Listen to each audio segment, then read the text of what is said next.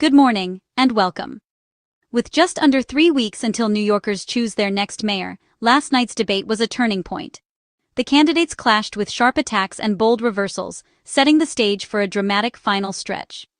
We've distilled the debate down to the 5 moments everyone's talking about. These aren't just sound bites, they reveal who these candidates really are under pressure. Grab your coffee. We're breaking down the exchanges that could define New York's future. Let's jump in, starting with a stunning reversal that had everyone talking. Number 5 is Zohran Mamdani's dramatic pivot on Hamas, a move that has left many political analysts buzzing. Pressed by the moderator to clarify his stance, Mamdani faced a moment of reckoning, a pivotal point in his campaign. Previously criticized for ambiguity, he looked straight into the camera and declared, "Of course I believe they should lay down their arms," a statement that resonated with many. This was a clear break from his earlier, more nuanced language, signaling a shift in his approach. The move was strategic, an attempt to shut down Cuomo's attacks, painting him as an extremist, a label that could be damaging in a tight race. The moderator pressed further, but Mamdani stuck to his new, unequivocal position, quickly pivoting back to his core message of peace and a ceasefire, emphasizing his commitment to ending violence. He tried to frame his stance as consistent with his anti-war principles, hoping to reassure both moderates and progressives, a delicate balancing act in today's polarized climate. The moment highlighted the pressure of debating complex foreign policy in a local race where every word is scrutinized. Mamdani's answer showed he understood the stakes. There was no room for ambiguity, especially on such a contentious issue. Cuomo listened, no doubt preparing to use this reversal in future attacks, a common tactic in high-stakes political battles.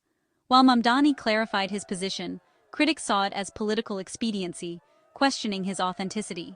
The exchange underscored how national and international issues are shaping this mayoral race, making it more than just a local contest. Mamdani tried to tie his condemnation of Hamas to his broader call for peace, aiming to present a consistent narrative. Ultimately, this flip was a defining moment, showing both adaptability and raising questions about consistency, a dual-edged sword in politics. It was a calculated risk, and only voters will decide if it pays off, a decision that will be revealed on Election Day. On to the next flashpoint, as the race continues to heat up. At number 4, a rare moment of agreement. Both candidates rejected deploying the National Guard to New York's streets. The moderator asked if they'd welcome such a move as mayor. Both said no, but for very different reasons. Mamdani used the question to position himself as a defender against federal overreach, invoking Trump and warning against militarization. He jabbed at Cuomo's past handling of ICE, painting him as too soft on federal intervention. Cuomo, meanwhile, argued public safety is a local issue, best handled by the NYPD, not soldiers. He emphasized experience and local control, contrasting Mamdani's activist rhetoric with his own technocratic approach. The brief consensus quickly dissolved as Mamdani's ICE jab put Cuomo on the defensive. Cuomo defended his record, and the debate returned to its adversarial tone. This moment revealed deep skepticism in New York about outside intervention. Both candidates knew that welcoming the Guard would be political poison. Mamdani's anti-Trump framing energized his base, while Cuomo's focus on competence appealed to those craving order. The agreement only sharpened their differences. One activist, one manager. Both said no to the Guard, but for voters, the contrast couldn't be clearer. The city's identity as self-reliant and independent was on full display. The debate moved on, but the lines were drawn. Next, the personal attacks got even sharper. Number 3 was the night's most personal attack. Cuomo, touting his long public service, turned to Mamdani and said, "He literally has never had a job." The line landed hard, aiming to disqualify Mamdani as inexperienced and unprepared. The audience reacted.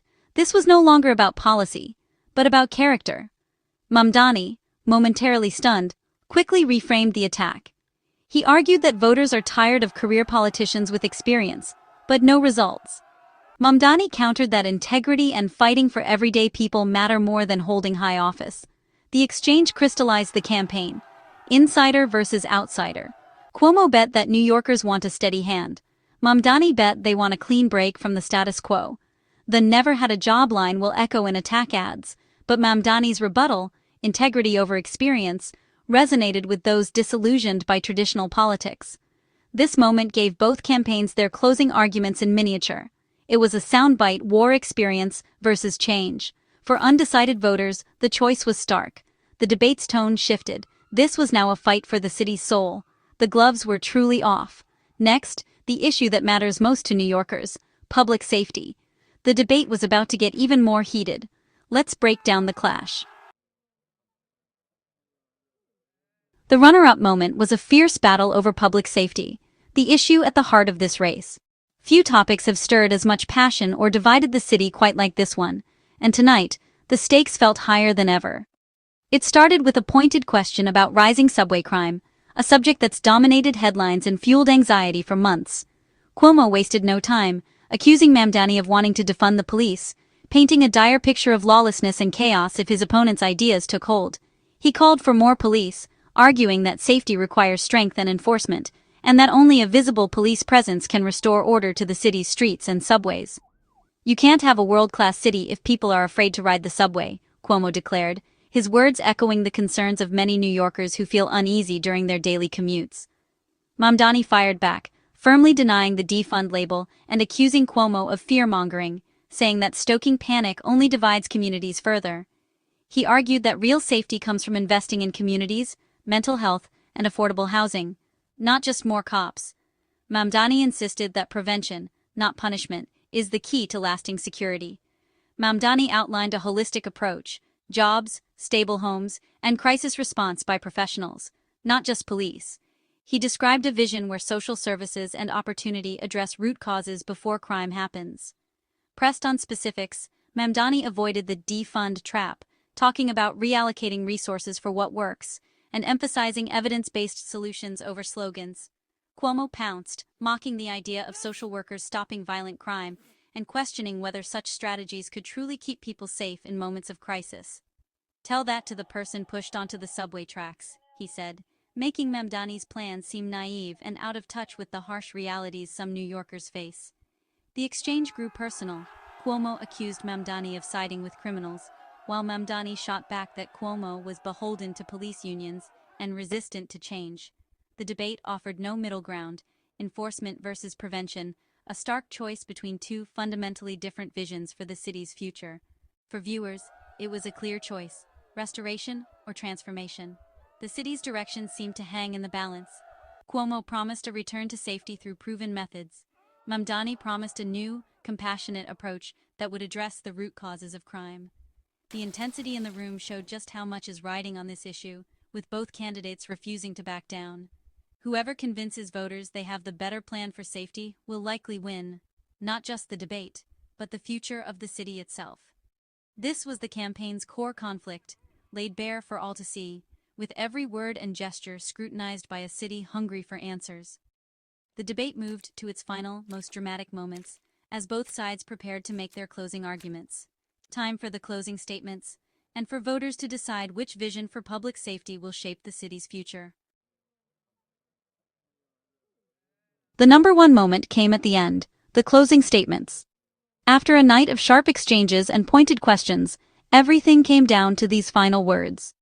The atmosphere in the hall was electric, every eye fixed on the candidates as they prepared to make their last, most important pitch. Cuomo went first, looking straight into the camera, his expression steely and determined. He skipped policy and went for the jugular. This is a choice between a proven leader and a dangerous amateur. His tone was direct, almost personal, as if speaking to each viewer at home. He invoked his experience as governor, managing crises and making government work. He reminded voters of the tough decisions he'd made, the emergencies he'd weathered, and the stability he claimed to bring. Without naming Mamdani, he warned against radical ideologies and on-the-job training. The implication was clear: the city couldn't afford to gamble on inexperience. "The mayor's office is a real job with real consequences," he said, twisting the knife on the experience issue. He painted a picture of the city at a crossroads, where steady hands were needed. His message: don't risk the city's future on an untested newcomer. The stakes, he argued, were simply too high for experiments. Then Mamdani took the stage, his demeanor calm but passionate, ready to challenge the narrative. He spoke to New Yorkers left behind: the nurse, the struggling family, the worried student. He painted a vivid picture of everyday people who felt ignored by the status quo. He reframed Cuomo's attacks. My opponent wants you to be afraid of your neighbors, of new ideas, of the future. Mamdani argued that fear was a tool of the past and that hope should guide the city forward. Mamdani's rallying cry: my opponent offers you the experience of failure. I offer you the courage to demand better.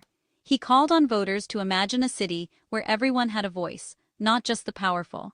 He redefined real job as fighting for tenants, not landlords, for the many, not the few. He promised to stand with those who had been overlooked, to bring real change from the ground up. The contrast was stark. Cuomo's closing was about fear of the unknown. Mamdani's was about hope for something new. The audience could feel the difference in their visions. One argued for incremental change from the top, the other for transformation from the bottom up. The debate had become a referendum on the city's direction. As the debate ended, the tension lingered. Supporters on both sides held their breath, knowing the city's future was on the line. The candidates' final pitches were clear: safety versus change, experience versus courage. Each side believed their vision was the one New York needed. The city's future hangs in the balance. Every block, every neighborhood, every family would be touched by the outcome. The debate ended, but the arguments will echo until Election Day. The city, restless and divided, waits for its next chapter. The closing statement summed up the entire campaign. In just a few minutes, the candidates laid bare their philosophies, their priorities, and their promises.